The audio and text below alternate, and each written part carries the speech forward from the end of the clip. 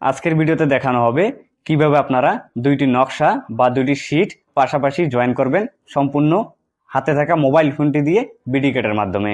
আসসালামু আলাইকুম, তৌহিদ digital land serve office থেকে আমি সার্ভের মোহাম্মদ তৌহিদুল ইসলাম। তো আজকের ভিডিওতে আপনাদের দেখানোর চেষ্টা করব কিভাবে আপনারা দুইটি শীট জয়েন করে বিডি কাটে খুব সুন্দরভাবে কাজ করতে পারেন। Today's video is very short but very important, তাই সম্পূর্ণ ভিডিওটি মনোযোগ সহকারে দেখবেন। ইনশাল্লাহ আপনিও হাতে থাকা মোবাইল ফোনটির মাধ্যমে বিডি কার্ড ব্যবহার করে এই কাজটি করতে পারবেন।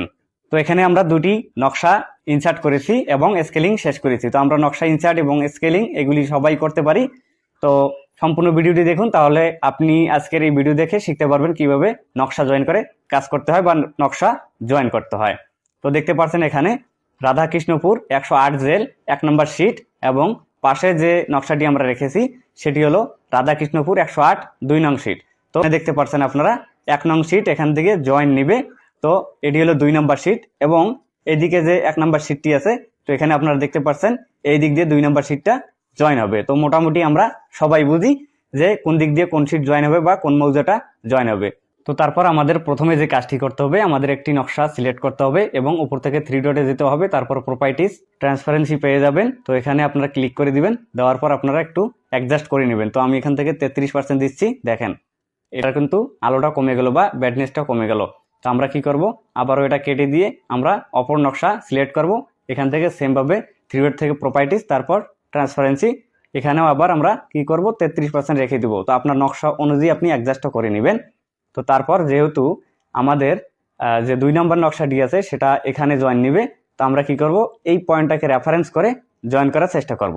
তো দেখেন খুব সুন্দরভাবে কিভাবে জয়েন করতে হয়। তো আমরা কি করব, নকশাটি আগে ছোট করে সিলেক্ট করব। সিলেক্ট করার পর 3 ডটে যাব।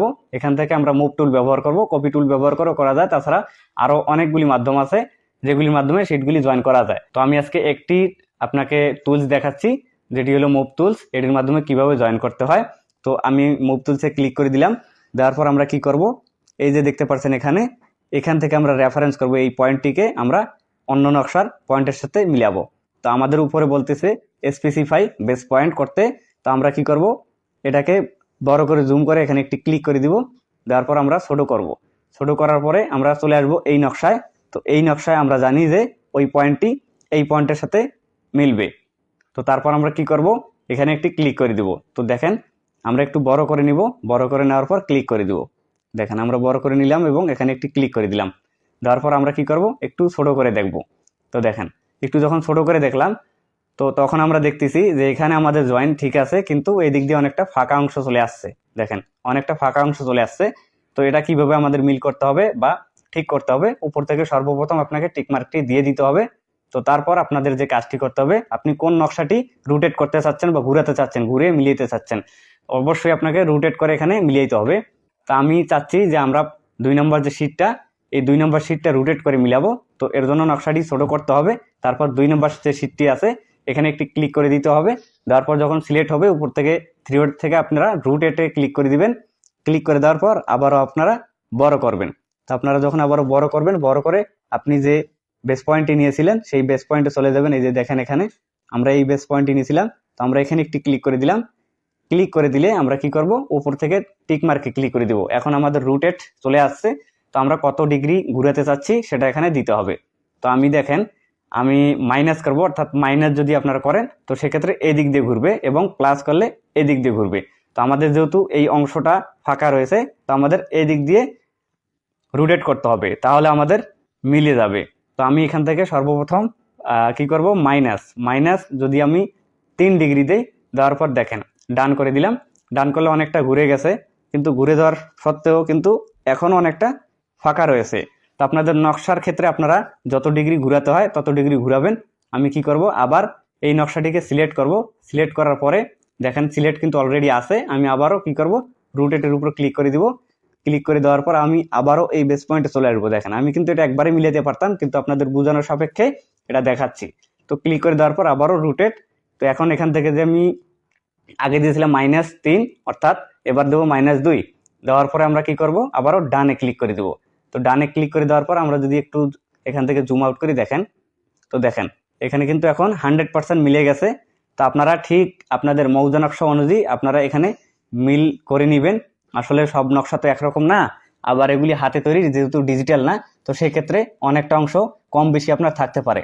তো আমি যদি দেখাই, দেখেন আমরা ওইখানে কিন্তু মিলাইছি এবং অনেকটা লম্বা লাইন কিন্তু আমাদের এখানে মিলে গেছে। তো বুঝতে পারছেন? তো তারপরে দেখেন এখানে অল্প একটু ফাঁকা রয়েছে। তো এটি কিন্তু আসলে মিলানো সম্ভব না, আপনি এক দিক মিলাবেন তো অন্য দিক মিলবে না, যেহেতু হাতে তৈরি নকশা, ডিজিটাল নকশা না।